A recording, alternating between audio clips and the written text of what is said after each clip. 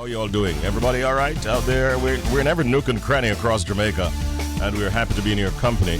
Hope you've been doing well. Yesterday was Labor Day. Hope you did something that can be described as labor. But if you were ill, like some of us maybe, you just kind of chilled. Time now for WTF. What the fact? Yeah, I have an interesting fact for you this morning. You want to hear it? Yeah, man. All right, let's get to it.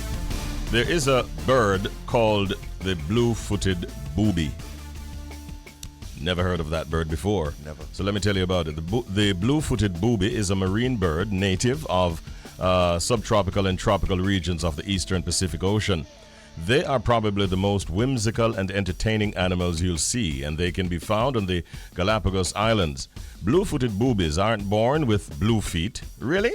So why them call them that? Well, let me read some more. Unlike marine iguanas, which may get their color from what they eat, the blue-footed booby, those birds do not eat blue food to get their foot color, although diet does play a partial role. So once a blue-footed booby is old enough, their feet will begin to turn blue. It is one easy way to tell the difference between mature and immature boobies. The blue-footed booby males will whistle to females when they want to attract a mate.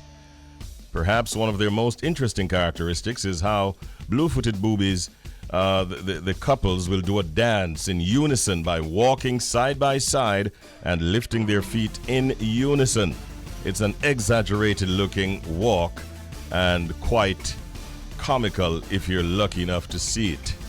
Okay. All right. So it has to do more with genetics and not what they eat that determine. Those feet look like they were painted by an amateur artist. Yeah, but that's a blue-footed booby. And are they always looking backwards? I know those two on the screen are looking behind them, it seems, or maybe they're just cleaning up their feathers or something. Yeah, but nice, cute birds they are. Yeah. And it looks like the beak also has a shade, a touch of blue as well. Yeah. Maybe these are some traits that we should practice ourselves. You know, like walking side by side with your mate and in unison, whether or not you're on the dance floor. Why not? Show off with the love of your life. Do it like the boobies. An exaggerated walk. Celebrating love. Maybe in the next life I'll be a booby. Who knows? It's 28 minutes after the hour of 6 o'clock. That's an interesting fact. WTF. What the fact? Yeah, get them on. Yeah. Inside of Update at this time, I'm going to share space with Shelz. Morning, Shelz. Morning, Richie. All going bridge nation over there. All right. I want to say congratulations, first of all, to Chris Blackwell and some others who received a very, very high award recently. As a matter of fact, Island Records founder Chris Blackwell, earlier this morning, in Jamaican time, really, was among 3 recipients of the 2023 Polar Music Prize, a prestigious Swedish music award. He was actually joined by five-time Grammy Award winner Angelique Kidjo and Estonian composer Arvo Part in receiving the award. They were each presented with the prize by King Carl the 16th Gustaf of Sweden at an award banquet in Stockholm, Sweden. Chris Blackwell, who is now 85 years of age, whose independent label started in Jamaica and signed artists such as Bob Marley and Cat Stevens, Roxy Music, Tom Waits, Grace Jones, and Marianne Faithfull, on receiving the award, said, here's what Chris said: "There's nothing easy about the act of creating music. There's only one question. What is more important, to be heard or to hear?" He continued, "When you listen to others, you find the space to understand their many possibilities. It allows you to bring forth what is already there.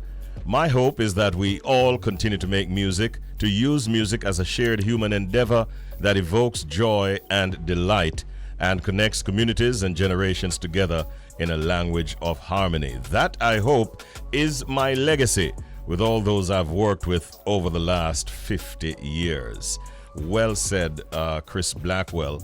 And I didn't know that he actually had managed, or he had signed Angelique Kidjo to Island Records in the 1980s as well. And she said it was a life-changing moment for her. She added, I sent my music to every record company in Paris. No one was interested. No one cared. Then the African activist Mamadou Conte sent it to someone in Jamaica who showed true passion for my work, signed me right away, and started me down the path to success. This person, she says, was Chris Blackwell. He has allowed me to build these bridges between all the beautiful music and peoples of the world so that we can celebrate our common humanity. Congratulations to Chris Blackwell, to Angelique Kidjo, and to Arvo Part, who received this high honor in Sweden a few hours ago. Indeed, Nice. well deserved. That's right. But just to mention that a Jamaican artist who has been domiciled really in Florida for some time, Squash, we call him Six Boss? Six Boss. Six Boss. Yeah. We understand that he has been arrested in Florida in an immigration crackdown. It happened on Monday. The artist is being held at the Chrome Detention Center in Miami over issues relating to overstaying his work visa. His arrest comes amid concerns by the NAACP and other civil society groups over a new immigration law passed by Florida's Governor Ron DeSantis, which targets illegal immigration. And so the latest information that we have, we're not too sure of the outcome, but the artist was recently named a suspect in a Lauderhill shootout, and now he's arrested, but in this instance on immigration charges. As we mentioned, Ron DeSantis, we have a story on him later on because he's teaming up with your good friend Muskie. Okay. And he's going to be making an appearance on Twitter Spaces where he will, in fact, this evening be launching his presidential bid. And he's taking it to Twitter. And guess what? What going? It's going to be hosted by, you guessed it, Muskie. All right. So, Right. I see you. Yeah, man. So that's going to be happening. It's going to That's be an audio. It's not going to be visual. But he's definitely promoting his platform. And that is how it's going to go. Right. So, Florida, you know what's up? Your governor could become the president of the United States of America. Who knows? All right, that's it for Update. The proverb of the day is on right now. They face Gilead trouble. Me know that one. But me never know say sound spell is AYSE. No. Deaf ears. You know sure not. You know, I'm not study patois. AYSE and the eyes that. But alright, I like it. Deaf ears Gilead trouble. Gilead trouble. And the meaning, of course, Bridge Nation. Don't repeat things you hear or gossip. Wait for the facts. Sometimes I can't wait for the facts, though, Richie. Sometimes in a certain situation, you know. It all depends on who you. Because sometimes the deaf ears, you trust the deaf ears sometimes. But hey, it is what it is. Bridge Nation, deaf ears, Gilead trouble is a fact. And you see me, don't repeat things you hear or gossip. Wait for the facts. All right. That is a fact. Yeah. All right. That's, of course, the proverb of the day. It's now time for the pet peeve of the morning. What are pet peeves? These are things that people do that you very often find upsetting, annoying, or irritating. Somebody's got a pet peeve and they want to share it with the Bridge Nation. Let's listen. Bridge Nation, one of my biggest pet peeve are persons who are supposed to be a part of a project, but for whatever reason, they're always missing when the hard work is happening. Anytime the real work are gone, you can't find them. As soon as everything is completed and the finishing touches are on, they're there to show up when everything is done. My biggest pet peeve are people like those who don't believe that they should be a part of the hard part of the process. Yeah, man, annoying, bad. You know, one of them project there, like those school projects when a whole heap of people, you have the group project and you always have the one person that were missing for the entire time the project is being put together. Yeah, man, them people there, biggest pet peeve. Yeah. This is like your point by yourself. Guilty. Nah, got to play a show off. Nah, got like my older than thou. Nah, man. It's called working smart. You see me? All who want Bex, them just Bex, gotta never think about it. You see me? I find the loopholes. You see me? Life stressing, you know? So you celebrate A when it come. Yeah, no. I tell you reach me already, especially the school situation. Come sit down there and watch them. Because they never want me in the group in the first place. It's already my attitude towards them. Just like, alright, cool. They know me in the group. I'm sitting them and kill up themselves and the Richie. Oh, I'm booking them. So I'm with the Richie. I watch a movie. You understand me? Some of them kill up themselves and then on the day now when nobody could talk because nobody know if I translate the book. But I show up on the day and wing when I'm watching at the show. And I help them get the A. All right. Work smart. Yeah, in that case, you have good reason to celebrate that A. Yeah, but yeah, I get it though. Somebody complained to me yesterday afternoon that they were on a Labor Day project. Ah boy, enough of that supposed to go on. Yeah, and there's one individual who showed up like 10 minutes before the project finished, and after them I worked the whole day. Yeah, man. And the person said, I appear everywhere the camera there, I'm jumping anywhere the video there.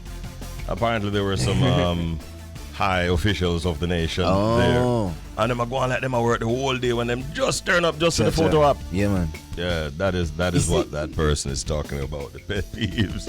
Yeah, man. Yeah, you need to be a part of the process right through from start to finish. True that, man. So the Prime Minister has reshuffled his cabinet again. And you'd have heard by now, Dr. Dana Morris Dixon, a newly appointed senator and former banker, has been added to Jamaican Prime Minister Andrew Holness's cabinet as Minister without portfolio in the office of the Prime Minister with responsibility for skills and digital transformation. Other changes to the cabinet include veteran politician Carl Samuda resigning and his colleague Audley Shaw being removed, as well as the rebranding of Floyd Green's portfolio to agriculture, fisheries, and mining. Colonel Charles Jr. will now head the Ministry of Labour and Social Security, with Dr. Norman Dunn joining him as State Minister. Fayval Williams survives as Minister of Education and Youth, and Kamina Johnson-Smith remains at Foreign Affairs and Foreign Trade. Orlando Terrelong will actually, who was former State Minister in the Ministry of Culture, Gender, Entertainment and Sport. He's being shifted to assist Kamina Johnson-Smith. And we also note Juliet Cuthbert leaving the Ministry of Health and heading over to the Ministry of National Security. It's an interesting little bit of a shuffle there, and we want to get some comments from Mr. Lloyd B. Smith, veteran journalist and a man who does not stay too far from all the current affairs in this country. He's a repeat guest because he tells it like it is. And so we're happy to welcome him this morning. Good morning, Lloyd. How are you doing today? Greetings. Good morning, Richie. I'm fine, thank you. All right. And how's it in the second and friendly city of Montego Bay today? All is well? Well, actually, I'm not in the friendly city. You're talking to me while I'm in the city of New York. Oh, I see. You switched the friendly city for the Big Apple. Right. A temporary respite. You know? Okay. Well, enjoy the stay while you're there. But Thanks. even whilst being in New York, Lloyd, I know that you're on top of what's going on in Jamaica, and we want to ask you first off, what do you believe are some of the main reasons behind the recent reshuffle of the Jamaica Labour Party's cabinet?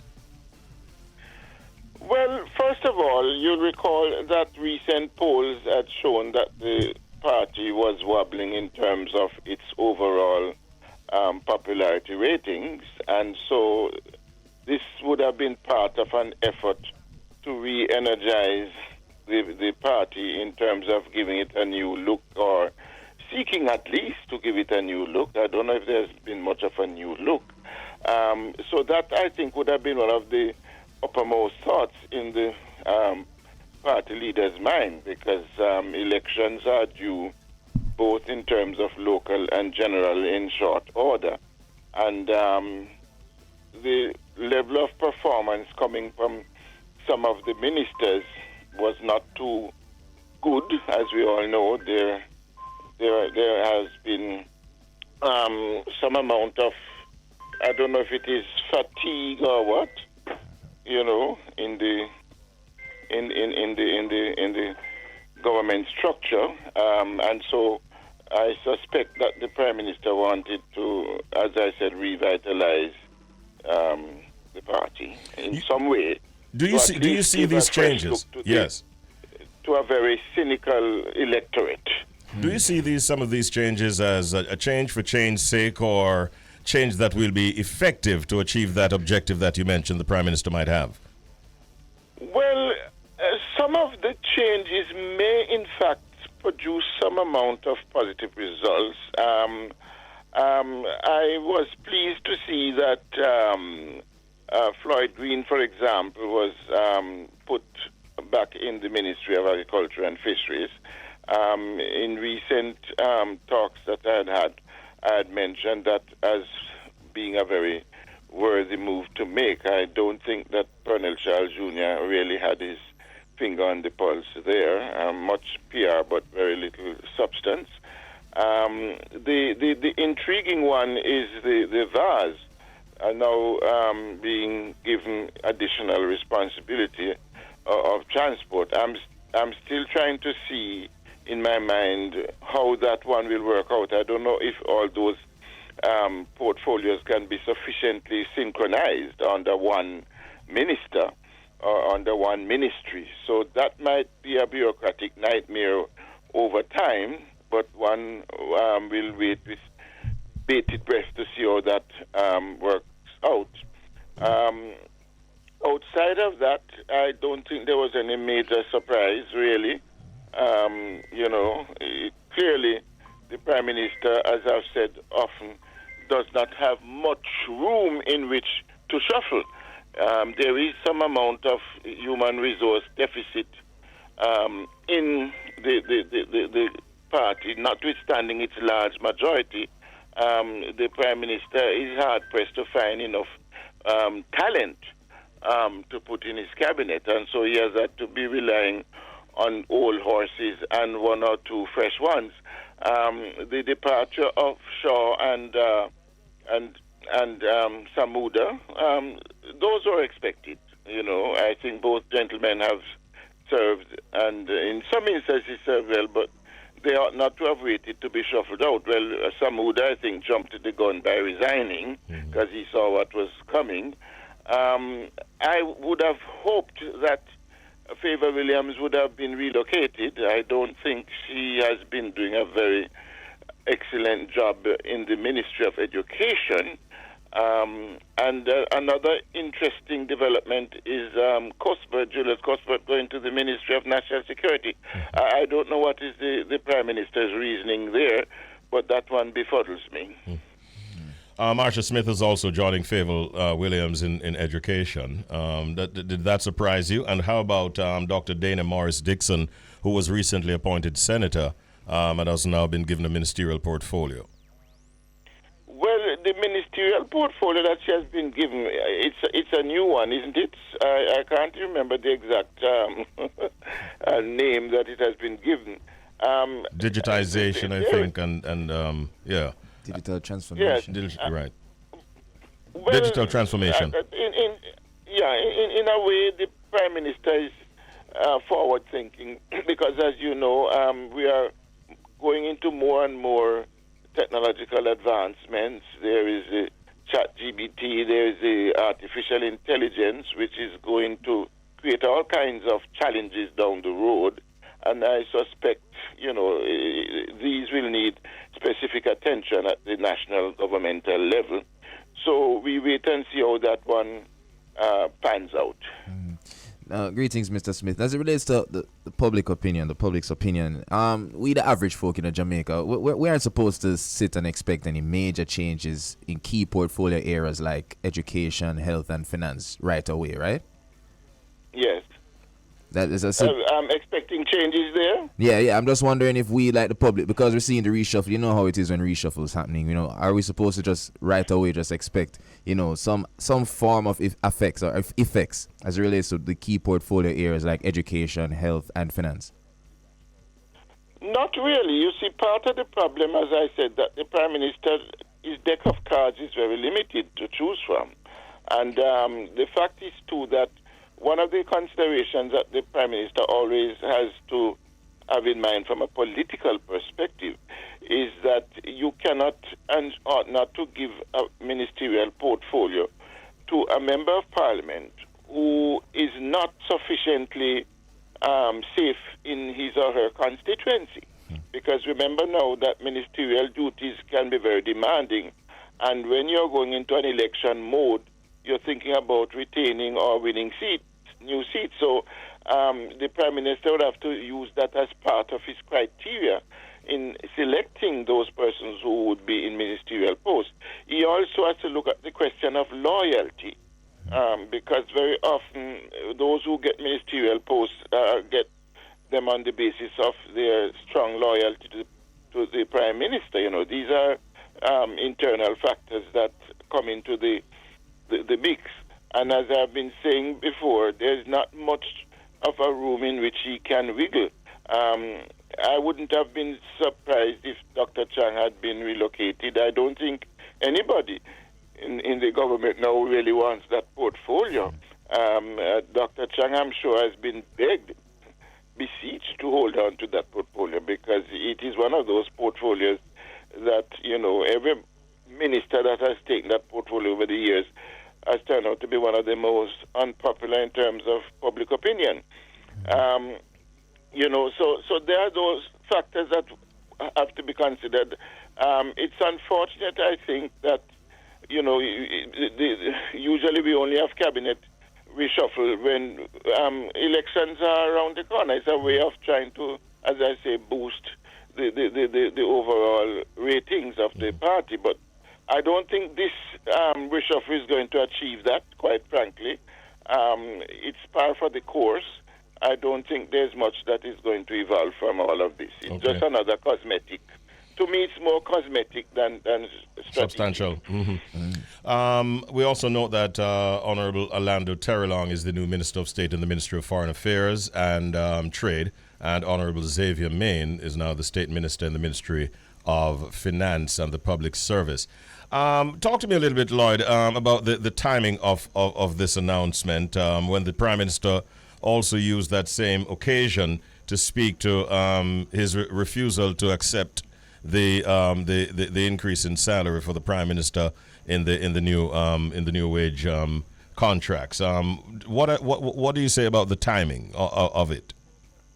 Well, again, it is political strategy. He would have had to create some level of distraction. I mean, just coming out alone and saying he was going to not take the increase would perhaps have been a dud, you know, a wet squib. People don't buy that as much as is anticipated. I mean, we need to drill down into all the various aspects of what the Prime Minister gets in terms of benefits and so on and so forth. He also has several portfolios. Does he, in terms of his ministerial position that he has responsibility for, how does that all work out in terms of the salary package? So there's much more that the public needs to know and still wants to know. So he had to come with another distraction, which is, all right, you're raising hell that taking this big salary. Well, see, I'm shaking up my government to make it more lean and mean and effective. So it's a sort of giving an extra bone to the public to chew on. All right. There's a lot of talk going on about the increase in salaries and who is coming out saying that they will not accept or will donate portions of it to charity or to where the cause is. Your views on that development? I think the entire thing was badly managed. You know, I think what the Prime Minister and the Minister of Finance were hoping is that it would be another 9-day wonder, because, you know, in Jamaica, most issues tend to have a 9-day lifespan, you know, expiry date. So I think they were banking on that. But based on the groundswell of animosity and resentment emanating not just from the general public but from civil society groups, etc., that is why the Prime Minister and others are now backtracking, including the leader of the opposition. You know, my concern is that there should have been a more holistic approach. For example, members of Parliament, they complain that they have to be spending their money to do a variety of things.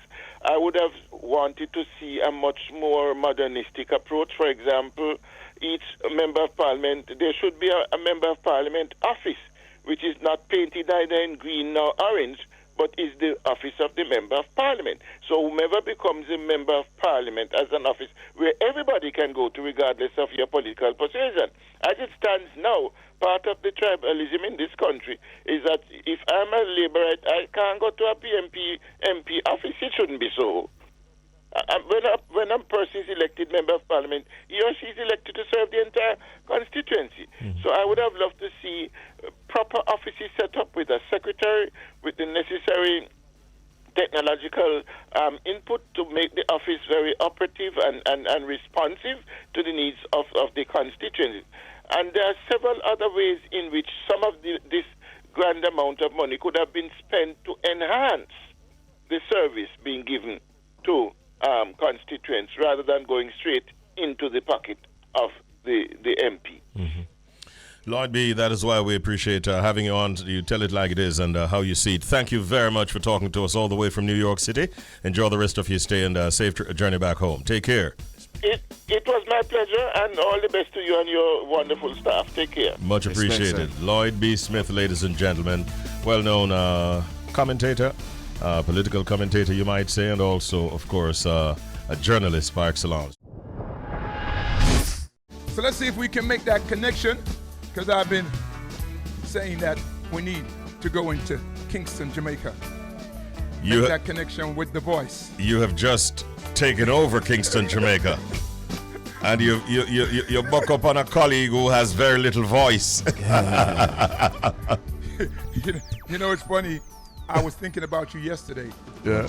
Because we were talking about this AI thing that's taking over the world. And certain radio personalities' voices are available. And I didn't even realize that. So What? Pastor Diamond was saying that, Roy, they've got artists now that are suing these AI companies because, you know, when an artist take too long to do a song, they go to the AI people them and have the same voice and write songs to them, and it sounds like The original. any one of our superstars. So I said, boy, at least nobody can duplicate my voice or Richie B's voice. And he sent me a drop from Steve Harvey that he put together in like 10 seconds. What? Really? AI. Yeah.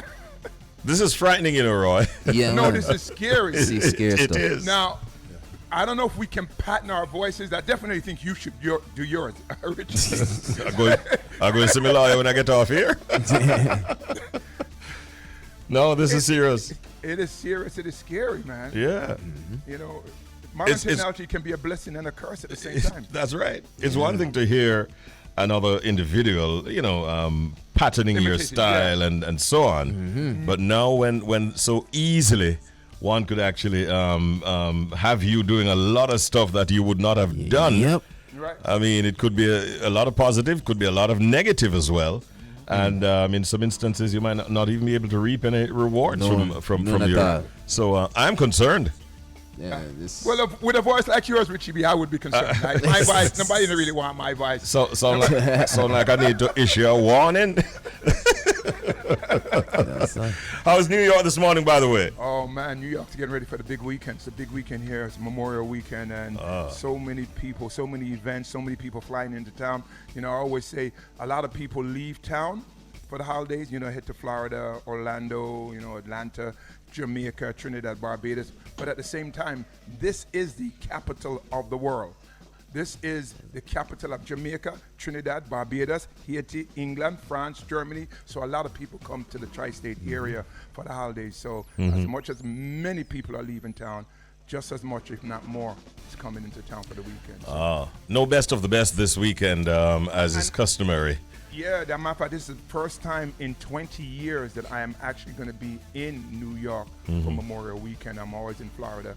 This is my very, very first time. So I'm scheduled to be at the Trelawney McCome From party. And I'm also playing at the Whole Harbor reunion. They got their 30th anniversary reunion. So I'm busy nevertheless. You know, I do miss best of the best, but the work have to be done with a Florida or New York. You know what I mean? Yeah, man, for sure. Now, there's a colleague of ours who I think we want to wholeheartedly commend, congratulate. He already had a doctorate in anthropology. And just on the weekend, he posted stuff that he has just graduated as an attorney at law. and that is none other than Dr. Kingsley Ragashanti Stewart. Can we all give him a nice big round of applause, please? Well done, Kingsley. Tambourine. Yes, sir. That's it. You remember when we came up to New York and did that broadcast a few months my God. after the launch of the station, when we welcomed him in a big way to Bridge 99. And he did tell me at the time that he was studying. He didn't go public with it, so a lot of persons didn't even know. True. But he spent 3 years at it, and now he's an attorney at law, already having had a doctorate degree. Congratulations, Kingsley Ragashanti Stewart. Big up yourself. Had a lengthy conversation with him on air on Saturday. Yeah. Congratulating him, and I know the struggles. You know, people think that, you know, especially an attorney, it is not easy, and especially a person like Ragashanti, that people are pulling on him left, right, and center.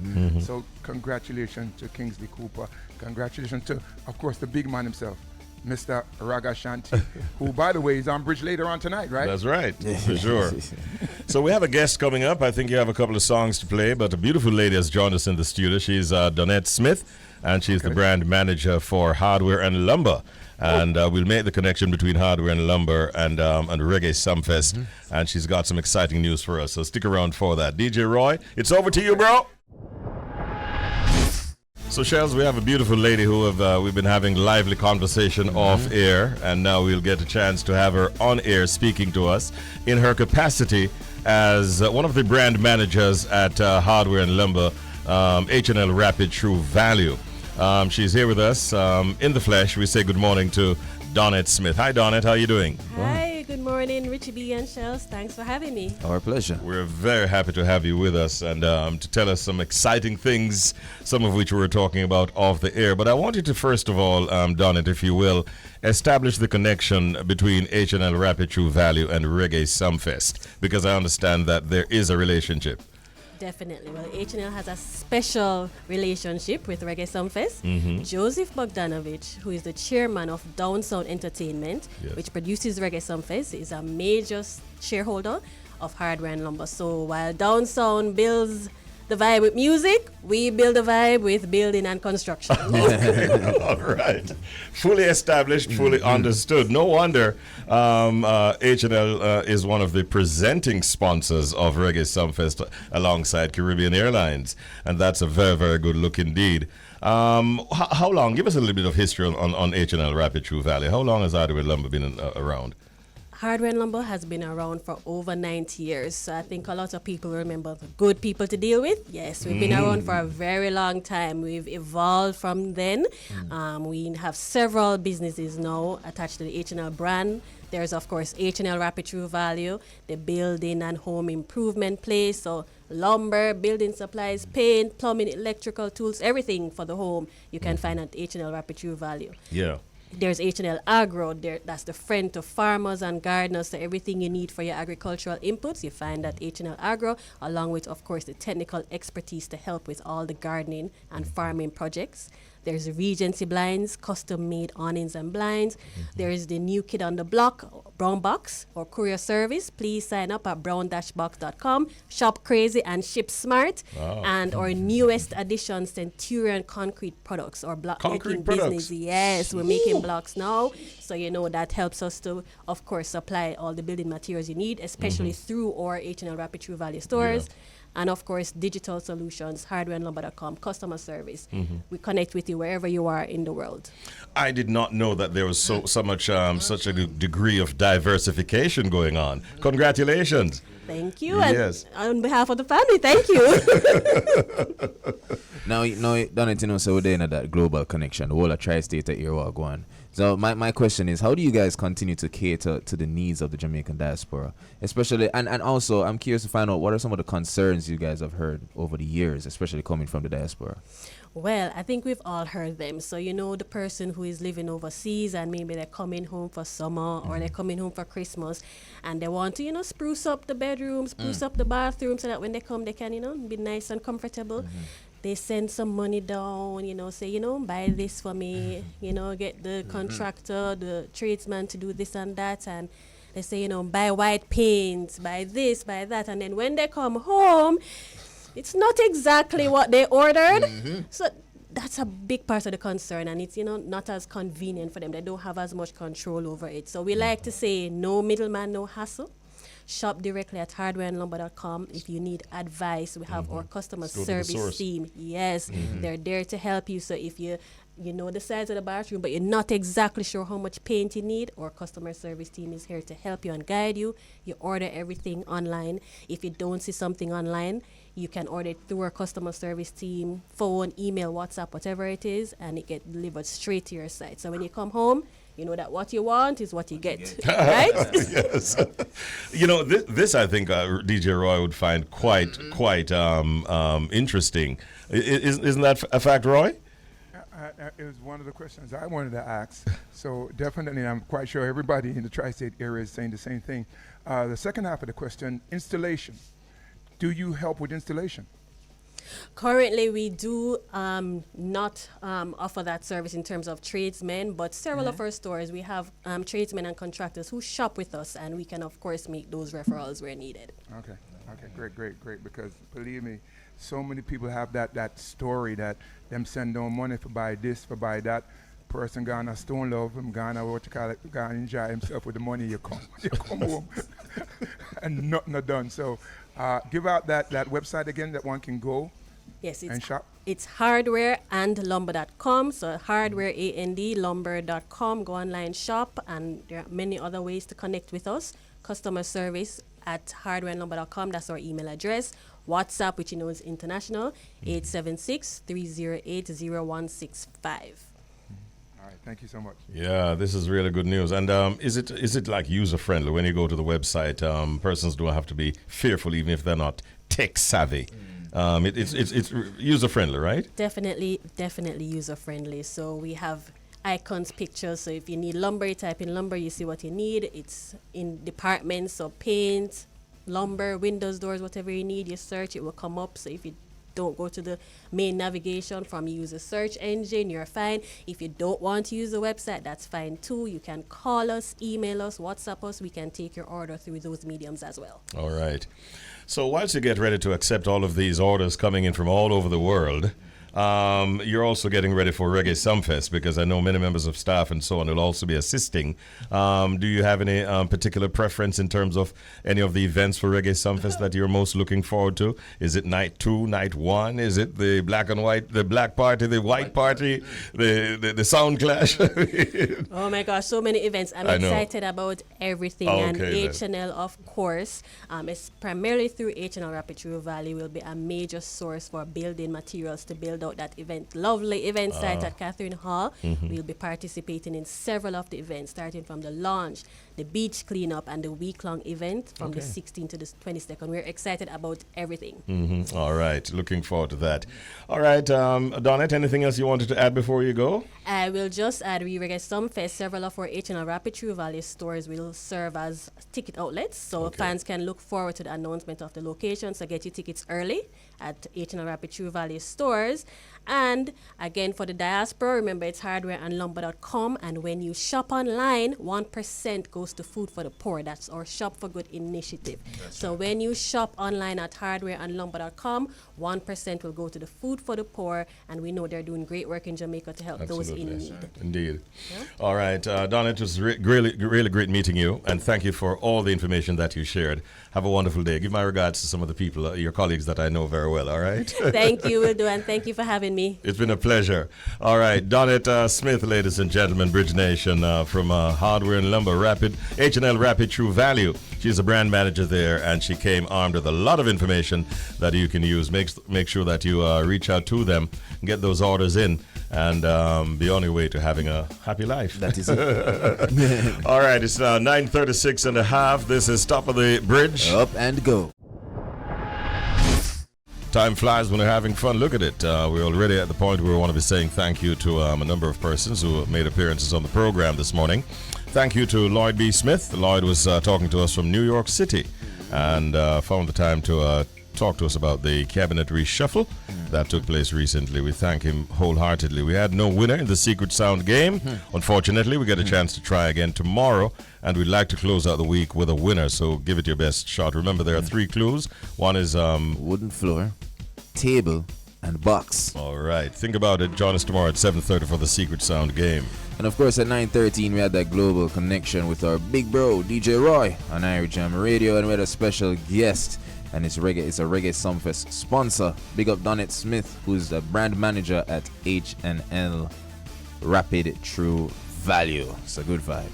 Most definitely. All right. I learned that courage was not the absence of fear, but in fact the triumph over it. The brave man is not he who does not feel afraid, but he who conquers that fear. Those are words from Nelson Mandela. Powerful words. Take them with you today. Yeah, man. And make it a great day. We're happy to be back. Yeah, welcome back. Yeah, still a fight, little thing there, but you know what, go.